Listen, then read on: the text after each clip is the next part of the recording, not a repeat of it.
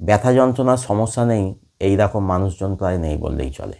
আর তাদেরকে যদি জিজ্ঞাসা করা হয় আপনাদের ব্যথা যন্ত্রণা কিসে কমে, শুয়ে বসে থাকলে কমে না চলাফেরা করলে কমে, অনেক ক্ষেত্রেই উত্তরটা হয় সবেতেই তাদের ব্যথা যন্ত্রণা, শুয়ে বসে থাকলেও ব্যথা, চলাফেরা করলেও ব্যথা। তাহলে তারা কি সুস্থ হবেন না? অবশ্যই হবেন। হোমিওপ্যাথিতে সেই মেডিসিনও আছে। আমার আজকের আলোচনা সেই হোমিওপ্যাথিক মেডিসিন নিয়ে। এর আগে আমি আমার চ্যানেলে ব্রায়োনিয়া ও রাস্টক্স এই দুটো হোমিওপ্যাথিক মেডিসিন সম্পর্কে বলেছি। তাদের মধ্যে ব্রায়োনিয়ার ব্যথা যন্ত্রণা কমে রেস্টে থাকলে অর্থাৎ শুয়ে বসে থাকলে, এবং রাস্টক্সের ব্যথা যন্ত্রণা কমে চলাফেরা করলে। আর আজকের মেডিসিন এই দুটো মেডিসিনের মাঝামাঝি জায়গায় পড়ে, অর্থাৎ যেখানে চলাফেরা করলেও ব্যথা, শুয়ে বসে থাকলেও ব্যথা। হ্যাঁ, আমার আজকের আলোচনার বিষয়বস্তু হোমিওপ্যাথিক মেডিসিন ফাইটোলাক্কা। শুধু ব্যথা যন্ত্রণা কমানো নয়, ফাইটোলাক্কা যেহেতু একটা পলিক্রেস্ট মেডিসিন, তাই এর ব্যবহার শরীরের বিভিন্ন অঙ্গের বিভিন্ন সমস্যায় করা হয়ে থাকে। তাই আসুন ভিডিওটা একটু স্কিপ না করে সম্পূর্ণটা দেখতে থাকুন। নমস্কার, আমি ডাক্তার বিপ্লব কুণ্ডু আপনাদেরকে আরও একবার স্বাগত জানাচ্ছি আমার চ্যানেল দৈনন্দিন জীবনে হোমিওপ্যাথির আর একটা সম্পূর্ণ নতুন ভিডিওতে।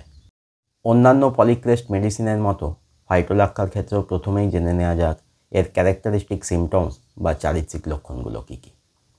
প্রথম ক্যারেক্টারিস্টিক, শরীরের যে কোনো জায়গায় যদি কোনো ব্যথা যন্ত্রণা হয়, সেই ব্যথা যন্ত্রণার অনুভূতিটা হয় কারেন্ট শক লাগার মতো, অর্থাৎ চিলিক লাগার মতো। এই একটা ক্যারেক্টারিস্টিক সিমটমসের ওপর বেস করে আছে পুরো মেডিসিনটা।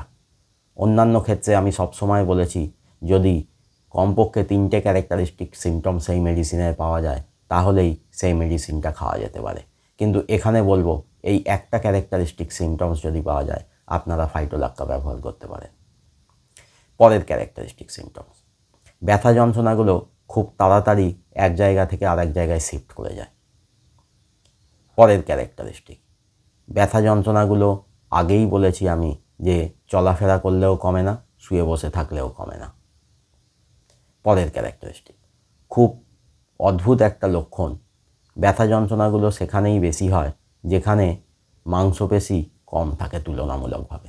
যেমন হাঁটুর নিচে ব্যথা যন্ত্রণা বেশি হয়, থাইতে ব্যথার যন্ত্রণা তুলনামূলক কম হয়। পরের ক্যারেক্টারিস্টিক, কষ্টগুলো বৃদ্ধি পায় কখন? কষ্টগুলো বৃদ্ধি পায় রাত্রে, বর্ষাকালে, স্যাঁতস্যাঁতে ঠান্ডা আবহাওয়ায়। ফাইটোলাক্কা রোগীরা খুব বেশি দুর্বল হয়, একটুতেই ক্লান্ত হয়ে পড়ে। পরের ক্যারেক্টারিস্টিক, ফাইটোলাক্কা রোগীরা দিন দিন রোগা হয়ে যায়, শরীরে প্রায় কোনো ফ্যাটই অবশিষ্ট থাকে না আর। পরের ক্যারেক্টারিস্টিক, মাংসপেশিগুলোর একটা টান ধরা ব্যথা হয়, টান ধরে মাংসপেশিগুলো স্টিফ হয়ে থাকে। পরের ক্যারেক্টারিস্টিক, মানসিক লক্ষণ, জীবনের প্রতি বিতৃষ্ণা এসে যায়, মনে হয় সে আর বাঁচবে না, সে খুব তাড়াতাড়ি মারা যাবে। এবার বলবো এই ফাইটোলাক্কা মেডিসিনের কিছু বিশেষ লক্ষণ বা পার্টিকুলার সিমটম সম্পর্কে। যেহেতু ফাইটোলাক্কা ওষুধটা প্রধানত ব্যথা যন্ত্রণার জন্য ব্যবহার হয়, তাই প্রথমেই বলবো আর্থ্রাইটিস, গাউট বা মাসেল পেনের মতো সমস্যার কথা। যে কোনো জয়েন্টে বা হাড়ে বা মাসেলে যে ব্যথা যন্ত্রণা হয় সেটার অনুভূতিটা হয় ইলেকট্রিক শক লাগার মতো, অর্থাৎ চিলিক লাগার মতো। ব্যথা যন্ত্রণাগুলো হঠাৎ করে শুরু হয়, আবার কমেও যায় হঠাৎ করে। খুব তাড়াতাড়ি ব্যথাগুলো এক জায়গা থেকে আরেক জায়গায় শিফট করে যায়। ব্যথাগুলো চলাফেরা করলেও কমে না, আবার শুয়ে বসে থাকলেও কমে না। যদি হাত বা পায়ে ব্যথা হয় তাহলে হাত বা পাকে একটু উঁচু কোনো জায়গায় রাখলেই ব্যথা কমে। ব্যথা বাড়ে রাত্রে, ব্যথা বাড়ে গরমে।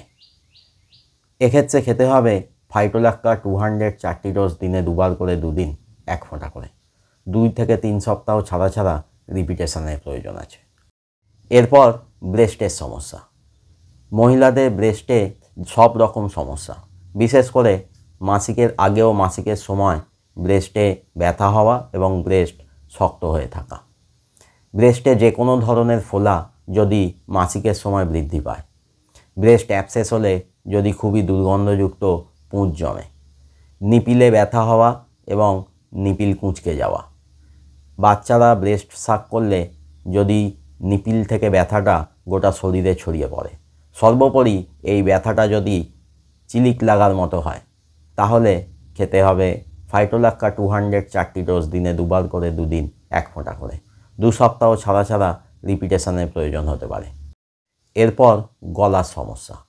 খাদ্যনালী বা টনসিলের সংক্রমণ হলে যে ইলেকট্রিক শক লাগার মতো ব্যথা হয়, অর্থাৎ চিলিক লাগার মতো ব্যথা হয়, সেই ব্যথা খাবার খেতে গেলে বা ঢোক গিলতে গেলে কান অবধি পৌঁছায়।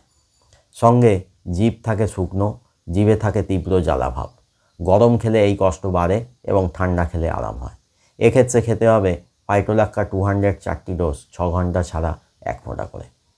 অনেক সময় গলা ও ঘাড়ের বিভিন্ন গ্ল্যান্ডগুলো শক্ত হয়ে ফুলে ওঠে, যেরকম ক্যান্সারে দেখা যায়। অবশ্যই বিশেষজ্ঞ ডাক্তারবাবুর পরামর্শ নেবেন। যে কোনো ক্রনিক আলসার বা ঘাতে যদি এই লাইটেনিং লাইক পেন অর্থাৎ চিলিক লাগার মতো ব্যথা হয়, সঙ্গে যদি দুর্গন্ধযুক্ত খুব বেশি পুঁজ জমে, তাহলে খেতে হবে ফাইটোলাক্কা 200 4টি ডোজ, 6 ঘন্টা ছাড়া বা দিনে 2বার 1 ফোঁটা করে।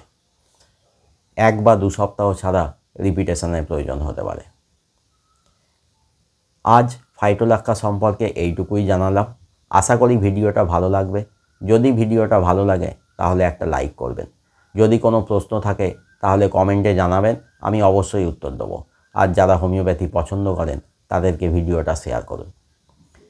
যারা চ্যানেলে নতুন বা এখনও চ্যানেলটা সাবস্ক্রাইব করেননি তারা তাড়াতাড়ি চ্যানেলটা সাবস্ক্রাইব করে নিন। আর সাবস্ক্রাইব করার সময় পাশের বেল আইকনটা প্রেস করুন, তাহলেই নতুন কোনো ভিডিও এলে আপনারা নোটিফিকেশান পেয়ে যাবেন। সঙ্গে থাকুন, ভালো থাকুন, হোমিওপ্যাথির মাধ্যমে সুস্থ থাকুন।